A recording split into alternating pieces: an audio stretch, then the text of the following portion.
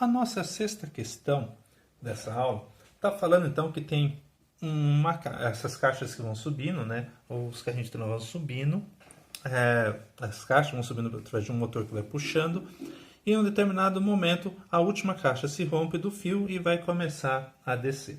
Ele quer saber no item A, a primeira parte é as forças. Minha sugestão aqui, as forças que vão agir é ter uma superfície, então ela tem a normal e ela está apontando para baixo aqui uma força chamada peso. Então essas são as forças que interagem. Essas são as forças do diagrama de força, a primeira parte do exercício. Porém, esse peso ele não vai ser muito útil para a gente.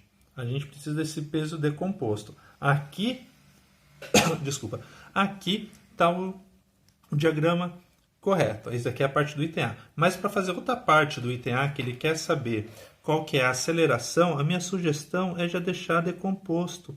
A gente sabe que uma parte do peso vira o Px e a outra parte do peso vira o Py. Numa prova de segunda fase, como é que eu faço para colocar o Px e o Py? A normal você pode fazer a caneta mesmo e o Px e o Py a lápis bem fraquinho, tá? O corretor vai entender aí a sua ideia, né? Que os Px e Py é a decomposição do peso. Então, para descobrir quanto que vale a aceleração, o movimento todo está na direção aqui horizontal. Lembrando que, Léo, não está na horizontal. Lembra que o nosso eixo de referência, em vez de ser desse jeito, com essa cara, a gente inverte, a gente inclina. A nossa orientação, o eixo x, y, está aqui. O eixo y e o eixo x. Então, o nosso movimento estaria no eixo x, não na horizontal. O correto eu teria falado do eixo x. Então, vamos fazer a aceleração no eixo x.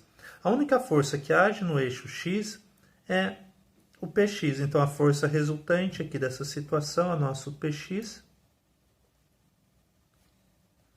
que é igual a massa vezes a aceleração. Como que a gente calcula o Px? O Px ele vai ser dado, então, como massa vezes gravidade vezes o seno desse ângulo daqui, que é igual a massa vezes aceleração. Aí tem gente que até coloca a fórmula para isso, né? Que nessas situações é só a aceleração é g seno do ângulo.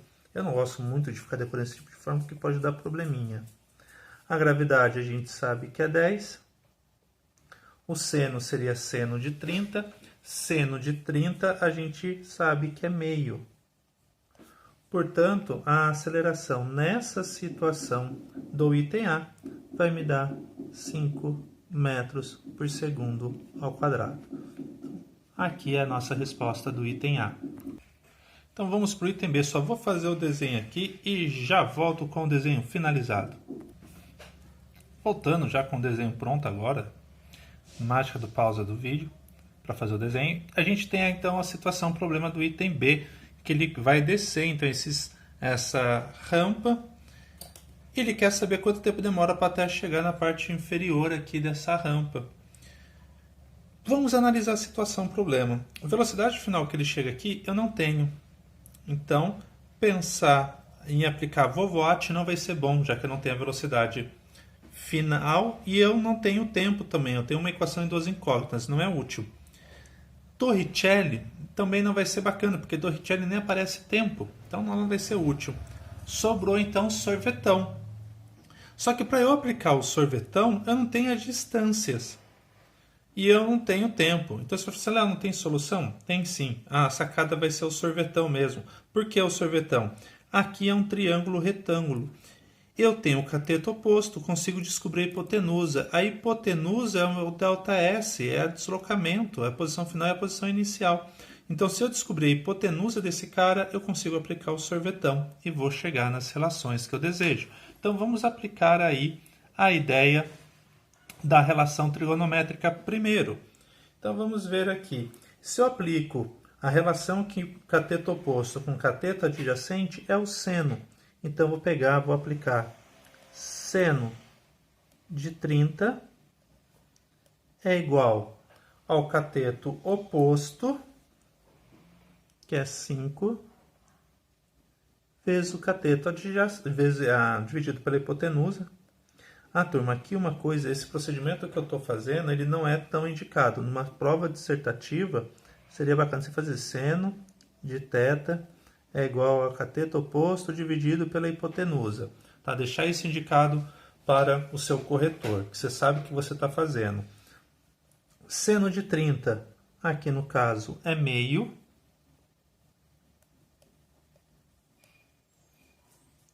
Cinco vezes x.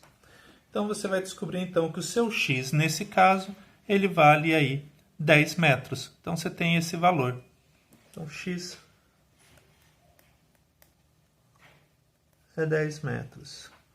Então, ele vai percorrer 10 metros para descer esse plano. Então, a posição final dele aqui seria 10 metros e a posição inicial dele aqui seria 0 metros. Então, você tem essa reguinha daqui como critério.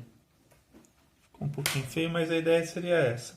Então, agora a gente pode voltar aqui e aplicar o nosso bom e velho sorvetão.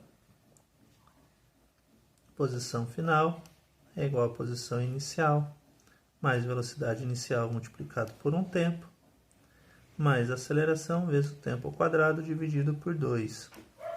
Posição final, pelo diagrama, pelo nosso desenho, vale 10. Inicial pelo nosso desenho vale 0. Velocidade inicial é 0. O tempo é pergunta. A aceleração a gente descobriu no item A. É 5. Estou adotando tudo que está para baixo positivo. O tempo é pergunta dividido por 2. Pô, pessoal, tem um erro aqui. Opa, acabei de ver. No exercício ele fala que ele está subindo, ele tem uma velocidade inicial na hora que rompe a corda. A velocidade na hora que rompe a corda, recordando aqui o exercício, eu achei que estava meio estranho ali, fui reler de novo o exercício, está faltando uma coisa. Ele fala que ele estava subindo, 5 metros por segundo. Então tem uma velocidade inicial. Só que essa velocidade, como ele está subindo, é uma velocidade negativa. Então aqui não é 7. Quer dizer, aqui não é 0, aqui é 7, só que com sinal negativo. 7,5 vezes t. Ficou muito feio aqui essa emenda. Desculpa, gente. Estava comendo bola no exercício. Eu achei assim, opa, não era isso que a gente estava vendo. A gente vai ficar com essa expressão daqui. Ela é uma expressão um pouquinho feia. Aqui eu vou dar algumas dicas para deixá-la um pouco mais bonita. Vou multiplicar todo mundo por 2. Se eu multiplicar todo mundo por 2, vai ficar 20 é igual a menos 15 mais 5t ao quadrado. Fica um pouco mais palatável. Agora tem uma outra dica. Divide todo mundo por 4. Se você... Aqui eu multipliquei todo mundo por 2, né? Vale a pena lembrar. E aqui agora divide todo mundo por 4. Já vou escrever reorganizando. Por 4 não. Hoje eu estou bem. Por 5, gente. Por 5. Então, já organizando todo mundo, vai ficar t ao quadrado menos 3t. Aqui ia ficar igual a 4. O 4 já passa para esse lado, vai ficar menos 4. Igual a 0. Então, para resolver aqui, quem usar o método soma de produto vai saber, então, que a nossa resposta pode ser um tempo igual a menos 1, mas a gente descarta porque o tempo não pode ser negativo, ou um tempo igual a 4 segundos, que seria a nossa resposta. Ah, não tem essa visão do método de soma e produto. Então, a gente vai fazer pelo discriminante mesmo, por Bhaskara. A gente vai resolver pelo método tradicional. Substituindo tudo já de uma vez. Eu teria, então, que o tempo